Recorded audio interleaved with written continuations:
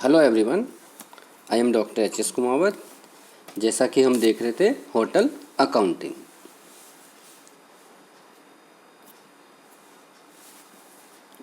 At present hotel industry public sector और private sector दोनों में डेवलप हो रही है, क्योंकि जो टूरिस्ट आ रहे हैं उससे फॉरेन एक्सचेंज का भी फ्लो चल रहा है। तो सबसे पहले हम देखते हैं कि होटल अकाउंटिंग का सोर्स ऑफ इनकम यानी सोर्सेज ऑफ इनकम क्या क्या होते हैं। रूम रेंट से इनकम होती है, फूड बेवरेज, वाइन बियर, और फ़ोन की फैसिलिटी, फैक्स की facility, laundry, foreign exchange, swimming pool, indoor games, hotel taxis से इनकम, और गाइड, कल्चर प्रोग्राम, इन सब से होटल इंडस्ट्रीज़ को इनकम होती है। और हम देखें यदि सोर्सेज ऑफ एक्सपेंडिचर, तो maintenance of rooms, electricity expenditure, salary staff की, telephone, telex, printing and stationery, food, purchase of food and beverage, wines and beer की कॉस्ट, और स्टाफ की ड्रेस, उसकी धुलाई, स्टाफ क्वार्टर, स्विमिंग पूल का maintenance, office में जो इक्विपमेंट्स है उनका डेप्रिसिएशन, एंटरटेनमेंट टैक्स और कटलरी से रिलेटेड एक्सपेंडिचर।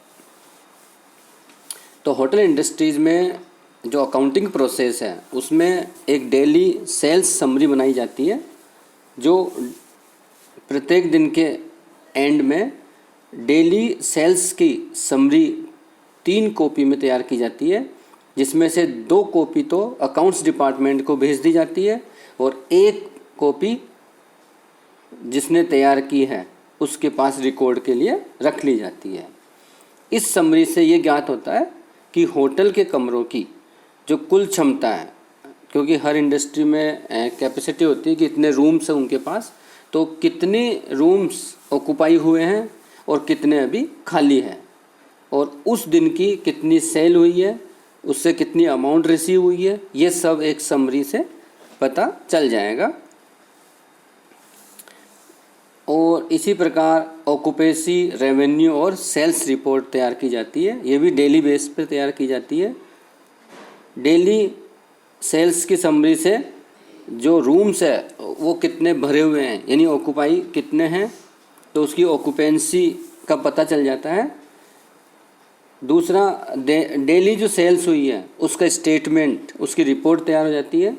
और इस समरी के अलावा एक स्टेटमेंट और तैयार किया जाता है जो कि कमरों के ऑक्यूपेंसी, रेवेन्यू और सेल से रिलेटेड पूरी डिटेल उसमें प्रस्तुत की जाती है। इससे जो खाली कमरे हैं उनकी संख्या, या किसी रूम में मेंटेनेंस चल रहा है तो उसकी संख्या, स्टाफ द्वारा जो यूज़ किए जा रहे कमरे उनकी संख्या, और कस्टमर्स द्वारा जो कमरे यूज़ किए जा रहे हैं उनका सब का विवरण मिल जाता है। और इसी प्रकार एक कैश कलेक्शन का स्टेटमेंट भी तैयार किया जाता है, स्टेटमेंट ऑफ कैश कलेक्शन। इसमें जो इन्फॉर्मेशन होती है वह होती है cash receipt number, bill number, particulars of cash receipt और अमाउंट रिसिप्ट। इस स्टेटमेंट ऑफ कैश कलेक्शन का टोटल जो डेली कैश कलेक्शन है ये बताता है कि डेली इतना कलेक्शन कैश का हुआ है। इस स्टेटमेंट को भी 3 कॉपी में तैयार किया जाता है। 2 कॉपी तो अकाउंट्स डिपार्टमेंट और 1 खुद के रिकॉर्ड के लिए कैशियर के पास रख ली जाती है, जिसमें cash receipt number, bill number, amount received आदि की डिटेल होती है। अब हम देखें books of accounts and final accounts. तो बुक्स ऑफ अकाउंट्स वही डबल एंट्री सिस्टम के बेस पर तैयार की जाती है।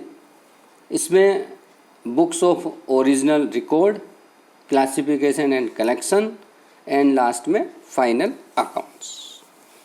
जिस प्रकार जो हमारा सिस्टम अकाउंटिंग का डबल एंट्री सिस्टम, उसी बेस पर इसमें भी तैयार किया जाता है।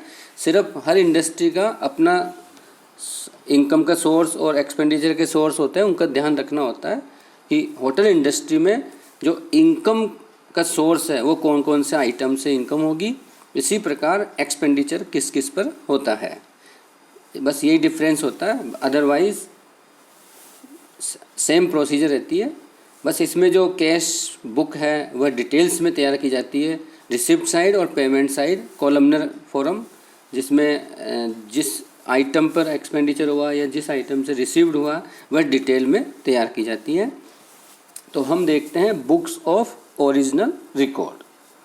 बुक्स ऑफ ओरिजिनल रिकॉर्ड में डेटर्स बिल रजिस्टर तैयार किया जाता है, सन्ड्री क्रेडिटर्स रजिस्टर तैयार किया जाता है और कैश बुक तैयार की जाती है। तो डेटर्स बिल रजिस्टर में होटल के जो डेटर्स हैं उनके बारे में इंफॉर्मेशन मिल जाती है। इस डेटर्स बिल रजिस्टर में जो डिटेल्स होती है वह है bill number, date, name of the customer, room, food and beverage, telephone and telex, laundry, miscellaneous, paid out, total, और यदि कोई डिडक्शंस है तो वह ले, और उसके बाद लेस करने के बाद नेट टोटल, एंड लास्ट में रिसिप्ट्स। इस डेटर्स बिल रजिस्टर में जो एंट्रीज और समय समय पर या जो ट्रैवलिंग एजेंसी को भेजे जाने वाले बिलों के आधार पर की जाती है। इसी प्रकार दूसरा रजिस्टर होता है सन्ड्री क्रेडिटर्स रजिस्टर। इस रजिस्टर से होटल के जो क्रेडिटर्स हैं उसके बारे में इंफॉर्मेशन मिल जाती है।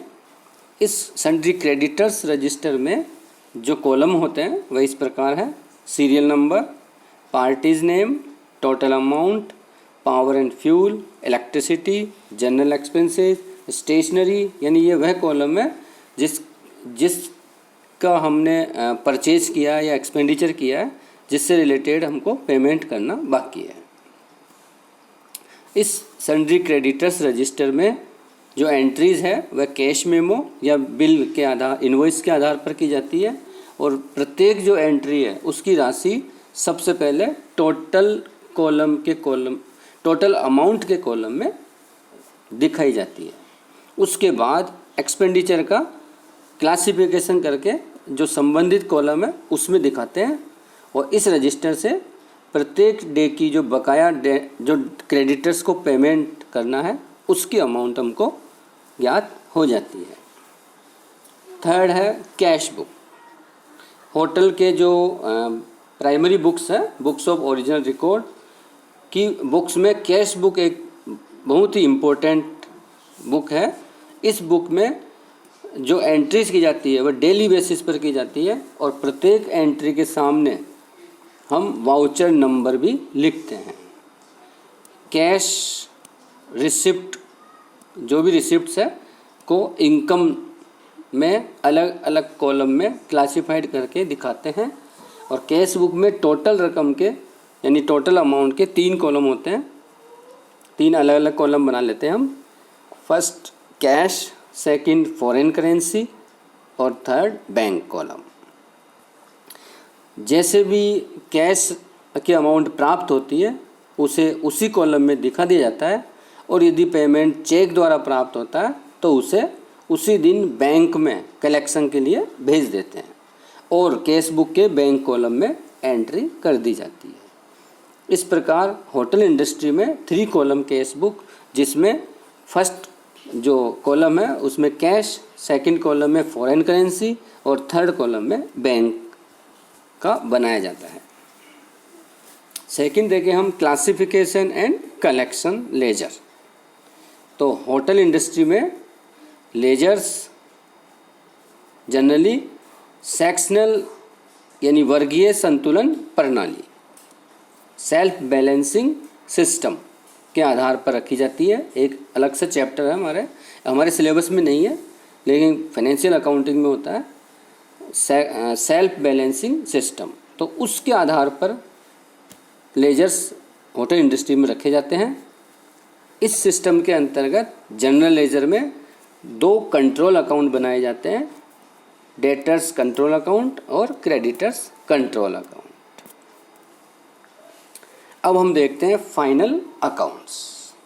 वैसे तो आप जानते हैं balance sheet, profit and loss account और आजकल कैश फ्लो स्टेटमेंट भी तैयार किया जाता है। तो होटल के जो फाइनल अकाउंट्स है वह भी सामान्य तरीके से बनाए जाते हैं जैसे कि अदर इंडस्ट्री में बनाए जाते हैं, किंतु होटल इंडस्ट्री में जो फाइनल अकाउंट्स है उसमें कुछ एडजस्टमेंट किए जाते हैं। फॉर एग्जांपल स्टाफ मील्स, यानी स्टाफ को जो फ्री में भोजन दिया जाता है, अतः स्टाफ के भोजन पर जो एक्सपेंडिचर हुआ उसको हम लेबर कॉस्ट मानते हैं। जैसे हम लेबर वेलफेयर एक्सपेंसेस लिखते हैं एक्सपेंसेस में, वह मानते हैं और इसे वेजेस या सैलरी अकाउंट में डेबिट करके जो संबंधित इनकम अकाउंट है उसको क्रेडिट किया जाता है।